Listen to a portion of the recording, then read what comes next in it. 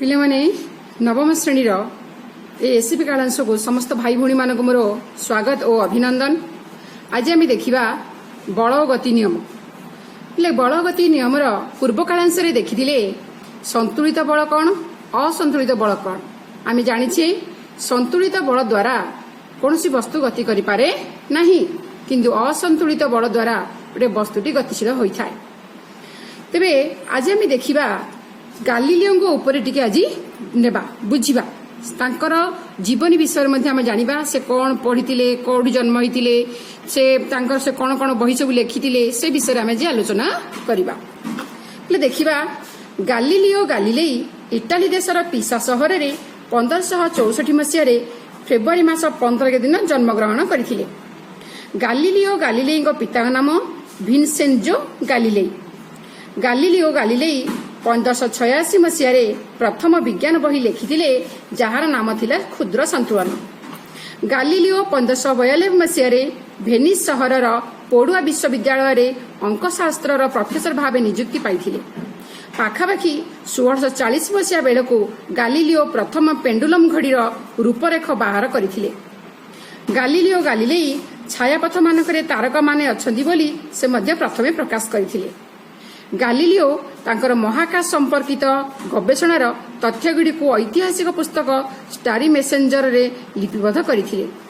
ସେ ଆହୁରି ମଧ୍ୟ 2ଟି ଗବେଷଣାତ୍ମକ ପୁସ୍ତକ ଲେଖିଥିଲେ, ଯାହାର ନାମ ଭାସମାନ ବସ୍ତୁମାନଙ୍କର କାହାଣୀ ଓ ସୌର କଳଙ୍କ। ଏଇଭଳି ଭାବରେ ପିଲେ ଆମର ଗାଲିଲିଓଙ୍କର ଜୀବନୀ ଏବଂ ସେ କ'ଣ ବାହାରି କରିଥିଲେ, ସେ କ'ଣ ବହି ଲେଖିଥିଲେ, ତାଙ୍କ ଉପରେ ଆମେ ଜାଣିଲେ।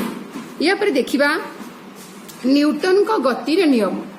ପିଲେ ଆମେ ଜାଣିଛେ ନ୍ୟୁଟନ ଗତିଙ୍କ ନିୟମଟା କ'ଣ ନା, ଯୋଉ ବୈଜ୍ଞାନିକ ଆମର ଗାଲିଲିଓଙ୍କ ବିଷୟରେ ଆମେ ଜାଣିଲେ, ସେ ବୈଜ୍ଞାନିକ ଗାଲିଲିଓଙ୍କ ବଳ ଓ ଗତି ସମ୍ପର୍କୀୟ ମୌଳିକ ଧାରଣାଗୁଡ଼ିକୁ ଆଇଜାକ୍ ନ୍ୟୁଟନ ଅଧିକ ଅଧ୍ୟୟନ କରି ବସ୍ତୁମାନଙ୍କ ଗତି ସମ୍ପର୍କରେ 3ଟି ମୌଳିକ ନିୟମ ଉପସ୍ଥାପନ କରିଥିଲେ, ଯାହାକୁ ନ୍ୟୁଟନଙ୍କ ଗତି ନିୟମ କୁହାଯାଏ। ତେବେ ଦେଖିବା ପିଲେ ନ୍ୟୁଟନଙ୍କ ପ୍ରଥମ ଗତି ନିୟମ କ'ଣ। ପିଲେ ଆମେ ଜାଣିଛେ ନ୍ୟୁଟନଙ୍କ ପ୍ରଥମ ଗତି ନିୟମ ପିଲେ ଆମେ ଦେଖିବା କ'ଣ ନା, ନ୍ୟୁଟନଙ୍କ ପ୍ରଥମ ଗତି ନିୟମ କହିଲେ ବୁଝିବା କ'ଣ ନା, ଗୋଟିଏ ବସ୍ତୁ ତାର ସ୍ଥିର ଅବସ୍ଥାରେ ବା ସରଳ ରୈଖିକ ସମଗତିକ ଅବସ୍ଥାରେ ଅନବରତ ରହିଥାଏ, ଯେ ପର୍ଯ୍ୟନ୍ତ ତାର ସେହି ଅବସ୍ଥାକୁ ପରିବର୍ତ୍ତନ କରିବା ପାଇଁ କୌଣସି ବାହ୍ୟ ବଳ ବସ୍ତୁ ଉପରେ ପ୍ରୟୋଗ କରାଯାଇନଥାଏ। ଅର୍ଥାତ୍ ଗୋଟିଏ ବସ୍ତୁ ସବୁବେଳେ ସ୍ଥିର ଅବସ୍ଥାରେ ରହିବାକୁ ଚାହେଁ ବା ଯଦି ଗତିଶୀଳ ଅଛି ତାହେଲେ ଗତିଶୀଳ ରହିବାକୁ ଚାହେଁ, କିନ୍ତୁ ଯେ ପର୍ଯ୍ୟନ୍ତ ବାହ୍ୟ ବଳ ପ୍ରୟୋଗ ନ ହେଇଛି ସ୍ଥିର ବସ୍ତୁ ଗତିଶୀଳ ହେବନି କି ଗତିଶୀଳ ବସ୍ତୁ ମଧ୍ୟ ସ୍ଥିର ହେବ ନାହିଁ। ଇଏ ଥିଲା ଆମର ନ୍ୟୁଟନଙ୍କର ପ୍ରଥମ ଗତି ନିୟମ।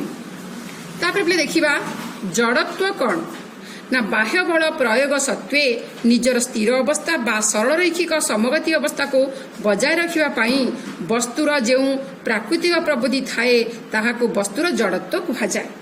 ଅର୍ଥାତ୍ ବାହ୍ୟ ବଳ ପ୍ରୟୋଗ ହେଲେ ମଧ୍ୟ ଗୋଟିଏ ବସ୍ତୁ ସେ ସ୍ଥିର ରହିବାକୁ ଚାହେଁ, ଗୋଟିଏ ଗତିଶୀଳ ବସ୍ତୁ ସେ ଗତିଶୀଳ ହେବାକୁ ଚାହେଁ।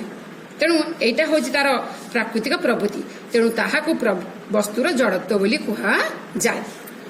ଅର୍ଥାତ୍ ବସ୍ତୁ ତାର ସ୍ଥିତାବସ୍ଥା ବା ଗତିଶୀଳ ଅବସ୍ଥାର ପରିବର୍ତ୍ତନକୁ ବିରୋଧ କରେ, ସ୍ଥିର ବସ୍ତୁ ସ୍ଥିର ହୋଇ ରହିବାକୁ ଇଚ୍ଛା କରେ କିମ୍ବା ଗତିଶୀଳ ବସ୍ତୁ ସମଗତିରେ ବଜାୟ ରଖିବା ପାଇଁ ଇଚ୍ଛା କରେ। ତେଣୁ ବସ୍ତୁର ଏହି ଜଡ଼ତା ଗୁଣ ଯୋଗୁଁ ନ୍ୟୁଟନଙ୍କ ପ୍ରଥମ ଗତି ନିୟମକୁ ଜଡ଼ତ୍ୱର ନିୟମ ବୋଲି କୁହାଯାଏ। ତେଣୁ ପିଲେ ଆମେ ଜାଣିଲେ ନ୍ୟୁଟନଙ୍କ ପ୍ରଥମ ଗତି ନିୟମକୁ ଆମେ କ'ଣ କହୁଛେ ନା, ଜଡ଼ତ୍ୱର ନିୟମ ବୋଲି ଆମେ ତାକୁ କହୁଛେ। ଏବେ ଦେଖିବା ଜଡ଼ତ୍ୱ କେତେ ପ୍ରକାରର ନା, ଜଡ଼ତ୍ୱ ହେଲା 2 ପ୍ରକାରର, ଗୋଟେ ହେଲା ସ୍ଥିରତାର ଜଡ଼ତ୍ୱ, ଗୋଟେ ହେଲା ଗତିର ଜଡ଼ତ୍ୱ।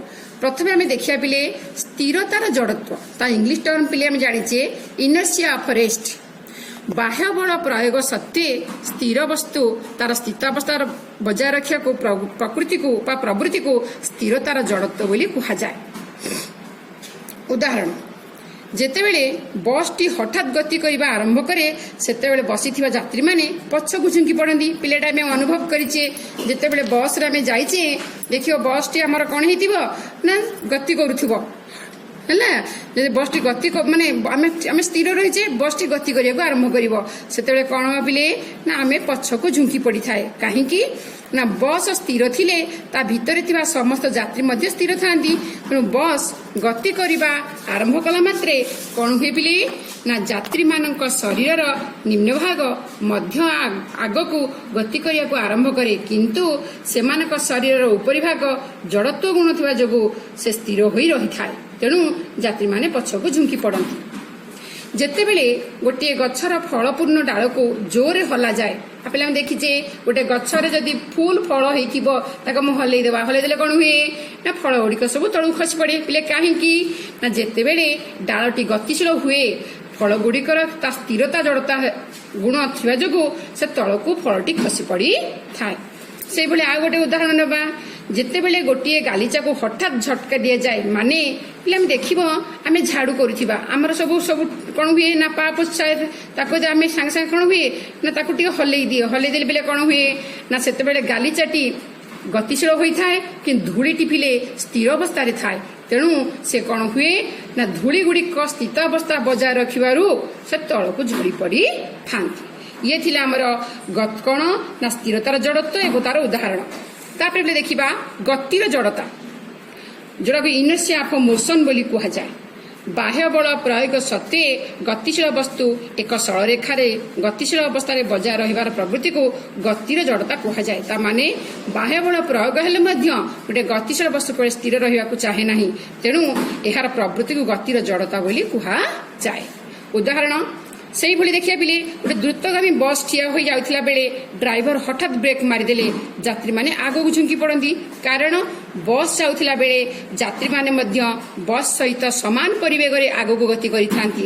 ତେଣୁ ବ୍ରେକ୍ ମାରିବା ଦ୍ୱାରା ବସ୍ତୁର ଗତି ତତ୍କ୍ଷଣାତ୍ ହ୍ରାସ ପାଇ ସ୍ଥିର ହୋଇ ରହିଥାଏ କିନ୍ତୁ ଯାତ୍ରୀମାନଙ୍କ ଶରୀର ଉପରେ କୌଣସି ବଳ କାର୍ଯ୍ୟ କରେ ନାହିଁ ତେଣୁ ଜଡ଼ତ୍ୱ ଧର୍ମ ଯୋଗୁଁ ଯାତ୍ରୀମାନେ ଗତିଶୀଳ ଅବସ୍ଥାକୁ ବଜାୟ ରଖିବାକୁ ଚାହୁଁଥିବାରୁ ସେମାନେ ଆଗକୁ ଝୁଙ୍କି ପଡ଼ନ୍ତି ଏହିଭଳି ଭାବରେ ପିଲେ ଆମେ ସ୍ଥିରତାର ଜଡ଼ତ୍ୱ ଗତିର ଜଡ଼ତ୍ୱ ମଧ୍ୟ ପଢ଼ିଲେ ଆମେ ଜାଣିଛେ ଯେ ଦ୍ରୁତଗାମୀ ବସ୍ ଯଦି ହଠାତ୍ କ'ଣ ହେଉଥିବ ନା ବ୍ରେକ୍ ମାରିଦେଲେ ଆମେ ରହିଯାଏ ସେତେବେଳେ କ'ଣ ହୁଏ ବସ୍ଟି ସିନା ରହିଯାଏ ହେଲେ ଆମ ଶରୀର ଉପରେ କୌଣସି ବାହ୍ୟ ବଳ ଏଥିରେ ପ୍ରୟୋଗ ହୋଇପାରେ ନାହିଁ ତେଣୁ ଆମ ଶରୀରଟି ଚାହେଁ ଗତିଶୀଳ ରହିବା ପାଇଁ ତେଣୁ ସେ କ'ଣ କରେ ନା ସେତେବେଳେ ସେ ଆଗକୁ ଝୁଙ୍କି ପଡ଼ିଥାଏ ତେଣୁ ଆଜିର ଏହି କାଳାଂଶଟି ଏତିକି ରଖୁଛି ଧନ୍ୟବାଦ।